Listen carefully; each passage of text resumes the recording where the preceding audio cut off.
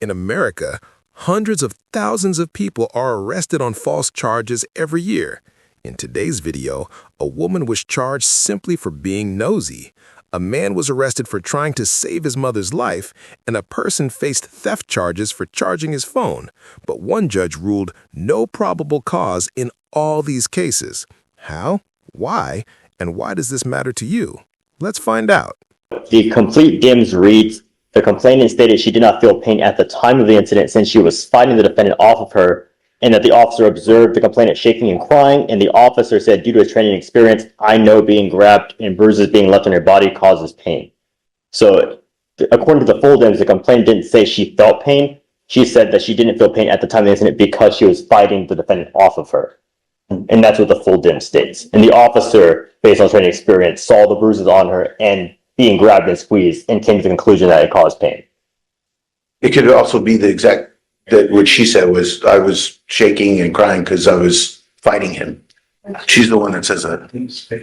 I mean, I get it. Like at the time, you're in the stress and excitement, so you're not feeling it. But then after, That's not what she said though, or that's not what Stress. they're going on. Your Honor, the key thing the officer observed were the bruises on the complainant's arm. He observed the bruising and then came to the conclusion based on that. And what she told him, she did say that the defendant squeezed her arm. And based on that, her crying, shaking, and the bruising, he came to the conclusion that she felt pain due to that being squeezed. I mean, taken as a totality, is that not sufficient for probable cause purposes? I don't know. You have a sworn document where she says one of the elements is missing. And then everything else that he's adding is not in that document. To be more specific, she's saying she did not feel pain at the time of the incident since you were fighting. She didn't say she didn't ever feel pain. She said at the time since she was fighting the defendant off of her. But the officer That's not in that. But the officer never asked, "Hey, do you feel pain?" Why And wouldn't you the officer ask? never asked. He came to the conclusion based on totality. Get it, but I don't know. I mean, I need to look up case law. I'm not sure. I don't know if that's enough because I mean, it's such a low standard for probable cause purposes, you know?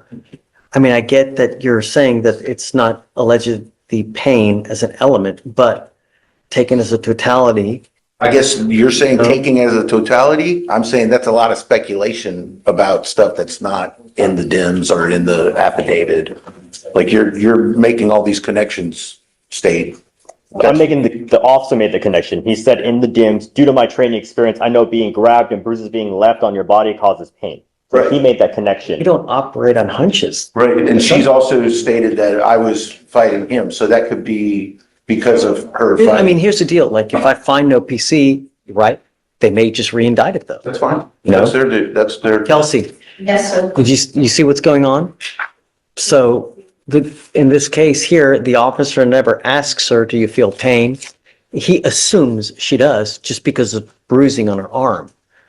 And because I guess they're in the stress of the excitement. So at the time she doesn't feel pain, but after a while, he assumes that she feels pain because of bruising on her arm. And on body-worn camera, he never says, we don't know. But I mean, this is a probable cause hearing. We haven't seen it. So he wants me to find no PC. If I do though, right.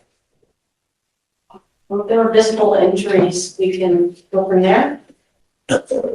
But he's saying that, you know, I mean, if it were like blood, like some kind of tearing of the skin, that's one thing. But bruising, is it possible to get a bruise without feeling pain?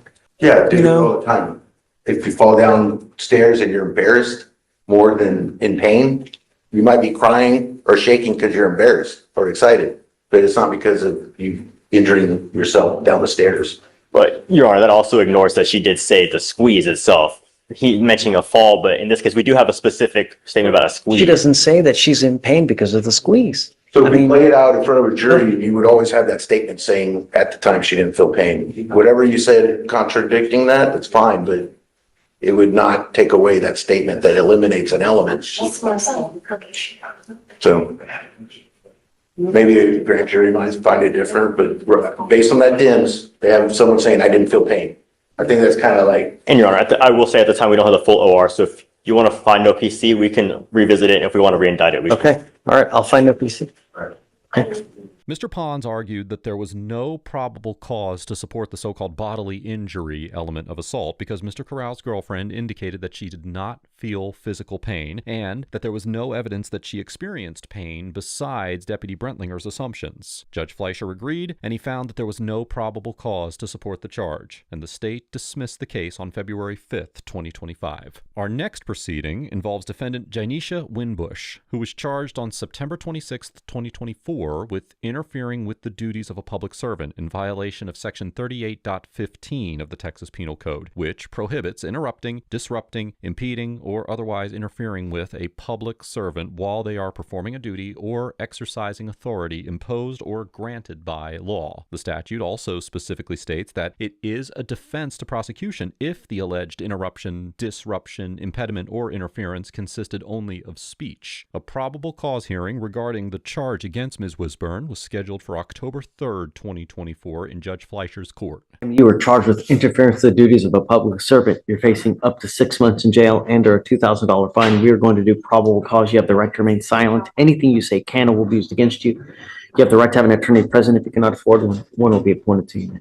On September 26, 2024, at approximately 1:15 p.m., an officer responded to a call at the TSU Library Center located at 3100 Claiborne Street in Harris County, Texas, regarding a disturbance. The officer made contact with the individual causing the disturbance, and the defendant approached asking officers what's going on and what did she do. The officers repeatedly asked the defendant to step back, and she became belligerent, asserting that they were at her store. She eventually complied and moved away, but she insisted that a police supervisor be called to the scene. TSU Sergeant Barnett arrived and spoke privately with the defendant. Afterwards, responding officer requested the defendant's information to report her behavior to her supervisor in the university. The defendant refused to provide it and attempted to bypass the officer. When the officer asked her to identify herself again, the defendant declined and attempted to walk away. As the officer tried to detain her, she began to throw herself on the ground and yell, escalating the disturbance. Several officers issued verbal commands for her to comply. The defendant continued to resist, jumping around and asserting her rights. The officer attempted to escort her outside. The defendant then wrapped her arms and legs around a pole, continuing to yell. The officers physically pried her from the pole and detained her. The defendant used her body weight to resist and push against the officers. The defendant was then placed in the back of the patrol car without incident. What was she doing wrong? So it appears she wasn't the initial person causing the disturbance, but when they came to respond to the disturbance that they were called for, she intervened. And once they asked her to remove herself from the situation, she refused. You didn't say, when you initially started saying about everything, you didn't say that she was the initial cause of the disturbance, that there was a call for a disturbance. They get out there and she, I guess.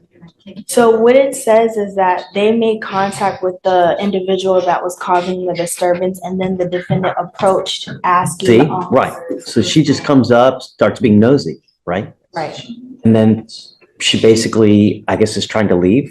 And then they start asking her for her information. Well, they were asking her to leave the scene so that they can respond to the disturbance, and she wouldn't comply. I think that's the issue, that she wouldn't leave when they asked her. You say that? Yes. They asked her to move away from the scene and she refused to comply. Show me, will you read that part again? Mm-hmm. So when she approached the officers repeatedly asked the defendant to step back, and the defendant became belligerent, asserting that they were at her store. She eventually complied and moved away, but So she complies, she moves away. Right. But then she came back. Okay. And so at that point, when she returned, they asked her to identify herself. She refused to provide her identification. And then at that point, when they asked her to identify herself, she attempted to bypass the officers. She leaves. She's trying to leave. She is attempting to, she's attempting to leave again. And then they start bucking up to her. Sure, yeah. Judge, what is this case? It's on for tomorrow's docket. Let me give you the cause number. 251-1137. Sounds like interference. That's what she's charged with. But so sounds like she's got a case of the nosies, you know? She goes up there allegedly being nosy, she leaves, comes back, and then they start asking for her information. And she declines to give her information. So Judge, what I'm looking at here, just to add context to the situation, she approaches in an unrelated incident, it looks like. She's asking what's going on. Fine. They talk to her individually. Okay. They tell her to leave. She continually asks what's going on. What did she do? She asserts, she becomes belligerent, is what the officer says, asserting that they were at her store, obstructing their investigation. Eventually, I don't know what the time frame is, but they say eventually she complies, moves away, but insisted that they need to call a supervisor to the area.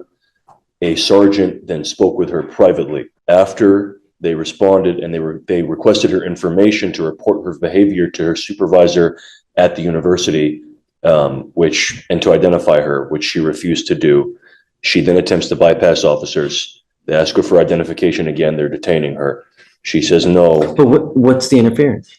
What did she specifically do? Well, She's just talking to them. I understand, Right. Judge, she's talking to them, but she's saying that they're at her store. She's belligerent, So? telling them to leave. They're at her store. The position of the state judge is that did obstruct their investigation. I mean, it's not in this, there's multiple senses of obstruction in our opinion. It's not. Are you losing right now? Okay. Yeah, I'm not buying it. KEMP. Okay. So what's the word, Thunderbird?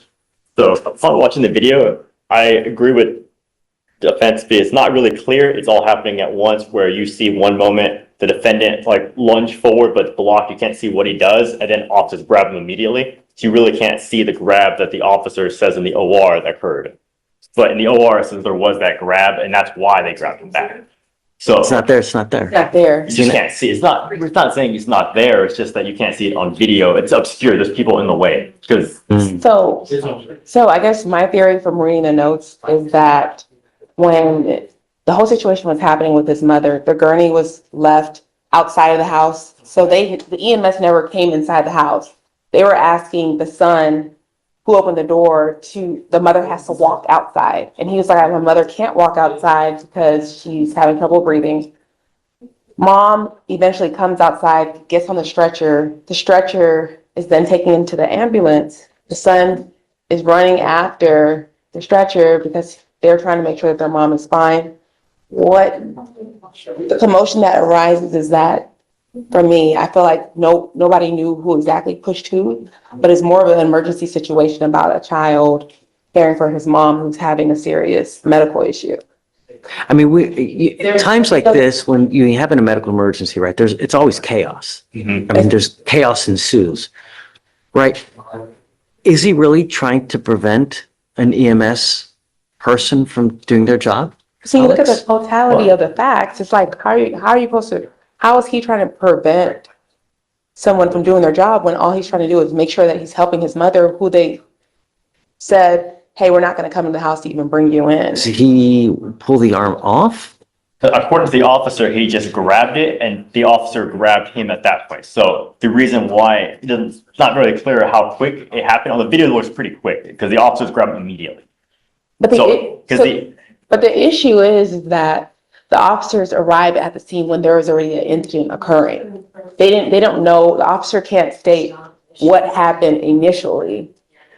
Right, but the issue here is that as it's played, it's like the grab of the arm is that interruption or just disruption of the EMS trying to get the mother onto the gurney. And it's not necessary that the defendant intended to do that. It's just that there was that This is a disruption. specific intent crime, so he has to specifically intend to interfere with the duty of that person, of the performance and exercise of what the official is trying to do. That's what he's charged with, right? Respectfully, this is like criminal negligence. There's no intentionally knowingly requirement for this. It's just that a disruption occurred through the defendant's actions with criminal negligence. So in this case, he grabbed the EMS, and the negligence would be that a reasonable person should have known not to do that, and that therefore resulted in the disruption of the EMS trying to perform their duty. But the negligence also didn't pose a serious harm or threat. Like the EMS didn't appear to be threatened. I just don't think it's enough. I mean, even if they were to give us an offer, if we take this case literally to trial, the mom is going to testify as to what happened, including the brother and the dad, because they were also witnesses, which I spoke to all of them. I mean, I'm saying are we going to drag it? Because I just don't see it. Your Honor, our position would be that there's enough to move the case forward with probable cause. Whether there's issues for trial is another issue. I mean, in that sense, he's right. I mean, Yeah. it's just a probable cause hearing. Is there enough to move forward? Because it's a very low burden, right? Yes, I agree with you. Is it enough to find someone beyond a reasonable doubt guilty? Perhaps not. And I'm also basing my arguments as what is actually the evidence that we currently have to kind of figure out the confusion on what actually happened that night. Because it feels not clear at all, which stuff. It is not clear, so admittedly, our reliance is on the sworn statement by the officer in the DIMS. So let's look up, because it says here, by grabbing EMS responders' right arm, interrupt, disrupt, impede, and interfere with Sanders, a person employed to provide emergency medical services, including the transportation. I'm sorry, this is what I'm looking at. Did then and there unlawfully with criminal negligence. What does criminal negligence mean? Let's look it up. Yes, Judge. The defendant should have been aware of a substantial and unjustifiable risk of harm. Is there substantial and unjustifiable risk of harm in this case? One moment, Your Honor. The risk must be so significant that it's a gross deviation from what a reasonable person would do. I mean, I'm going to argue that if he was briefly grabbing the responder's arm, it does not create substantial or unjustifiable risk of harm. Meaning the fact that due to the nature of the situation, he was acting emotionally.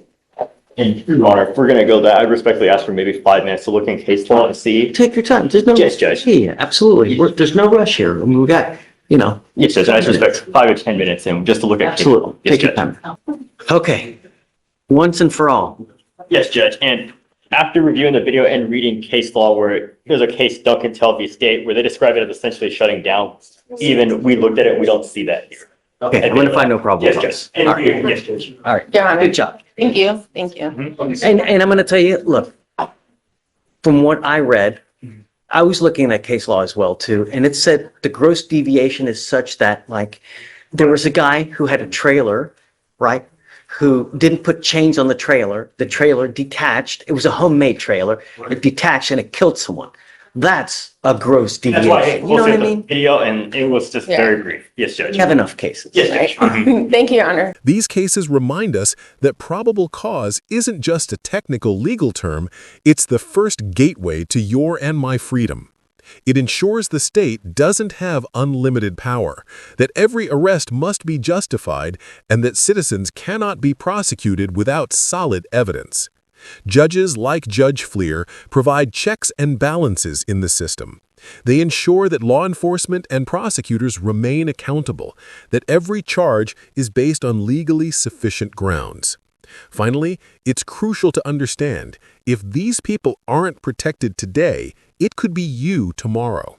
Constitutional rights are meaningless until courts enforce them, and that's why these boring court hearings are actually the foundation of democracy. If you enjoyed this video, please like, share, and subscribe. And tell me in the comments, do you think the right decisions were made in these cases? See you in the next case analysis. Take care.